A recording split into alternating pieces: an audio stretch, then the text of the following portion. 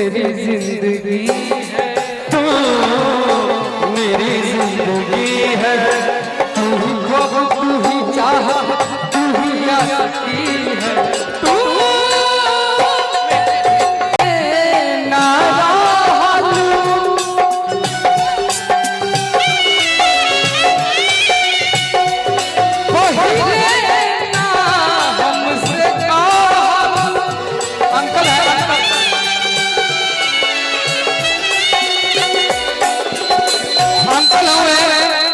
कुछ गलत मत बोलिए, हमारे चाचा हैं। चाचा दिखावा सामने, अंकल जी हैं, देखिए।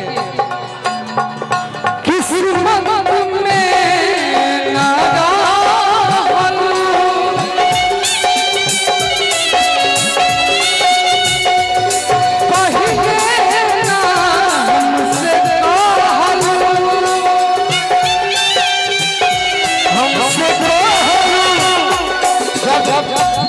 तिवारी भैया का सैड सॉन्ग सुनते हैं ना, हम जौन मंच पे आप जा रही है ना, वो मंच पे गाइले आपके गाना, काहे कि पता ना चला कि हम सोच के नहीं घरे से, और वो पहले ही गा दिया कौनो आपके सैड सॉन्ग ए चलते प्रेम धारा ना बहती। अब जब दूनो गार्जियन साथे बा, और दूनो दिल के मारा, वो कहते हैं ना, कौन को शायरी है कि वो तूफान क्या जाने, वो नादान परिंदा क्या जाने, बताइए बात में। प्रेम धारा में ना बहती,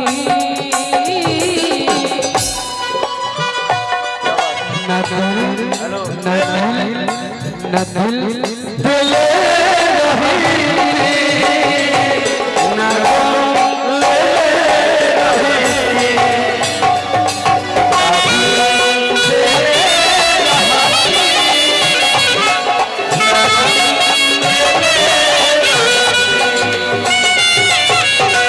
भैया आपके यही ट्यून को हम गाना गाने वाले हैं।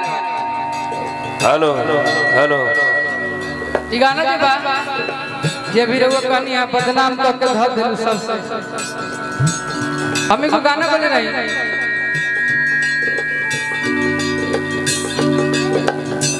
भैया, अमनदीप भैया कार एगो गाना गाले ई तो ये भैया गाले, आज ना तक कल मिलबू बानी यही आस में, ज्यादातर हमनी आपस में चार गो ऐसा नहीं कि एक दूसरा के गाना हमनी गाइला ज्यादातर। क्या बात है? हां हेलो काहे ना गाई? हां जरूर ले लो। जा जाई जाए सना, जहां जाई भूत जा, जा जाना, जा भूत जा का है, जहां जाई भूत जो ऐ सनम,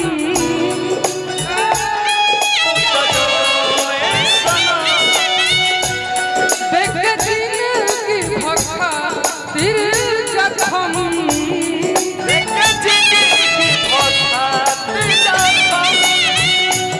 जब हम सोचा हमारा बारे में,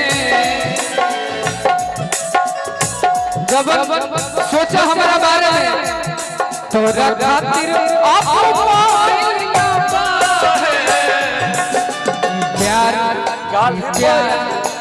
प्यार कल परसों, प्यार कल परसों के भाई जैसे भाई रहे, प्यार कल परसों के भाई भुला गइलू जैसे भाई। दीपक भैया, लेकिन हम सैड सॉन्ग का आएगा। सोना जी के एगो माइक दे दी। सोना जी रहिए तो हम सैड सॉन्ग ना गाए, सोना जी रहिए तो हम ही गाएब। बने चाहे दुश्मन जमाना हमारा,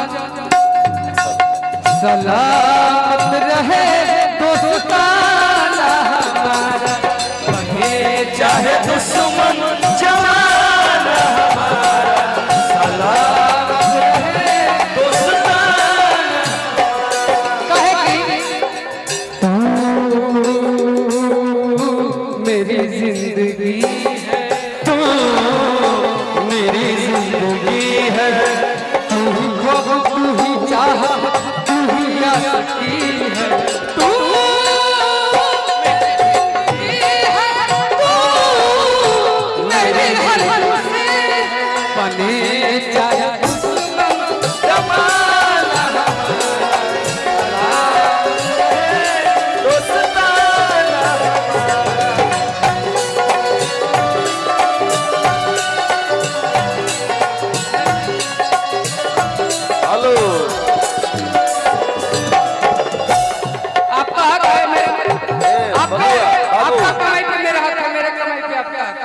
मामवा बीच में नहीं बीच में ना ना ना हेलो तू लोग अपना में डिसीजन कर ले तो हमें मामा काहे खाते तो हमें मामा नहीं है लेकिन हम चाहो कि तीनों भाई बहुत भारी रकम दिए आप अपना कमाई मुझे। हेलो मैंने बोला कि बहुत भारी कमाई दिए आप मुझे। अभी जो कमाई है 2 मिनट में वही देनी है। 1 मिनट में 200 रुपए कमाता रही कम बा बुर्बक दिन भर कोई चिमनी भाटा पहिटा के काम करता 250 रुपए मिलता 1 मिनट में 200 रुपए कलाकार ही कमा सकता है वो प्यार के रूप में मिलता है पैसे से मूल्यांकन नहीं होता है पैसा जीवन में आई गई सोना जी लेकिन अपना प्यार पावर यूट्यूब चैनल वाला भाई के श्रोता बंधु सबके चाहता कि तीनों भाई लोग आवता एमे बोले रहुए गए तो सब लोग के मुस्कुराहट बढ़ जाए तो भाई तो तनी हाथ उठा के ताली बजा जाओ तो झुकत लगा बुखार लगल बका तो हंस एगो माइक पहले बेचारा माइक कहाँ से ले हो जितना उनका साउंड बॉक्स बा उतना तू माइक मांग। अंकित जी के पास बहुत व्यवस्था है। अब गौतम भैया भी मंच पे आगे नहीं है अमरजीत हमारे दोस्त बालू माफिया पहले दीपक भैया और सोना जी गई है कहे कि 4 गो में ना थोड़ा सा रवा सोना जी गाय गाय ना अच्छे से गाय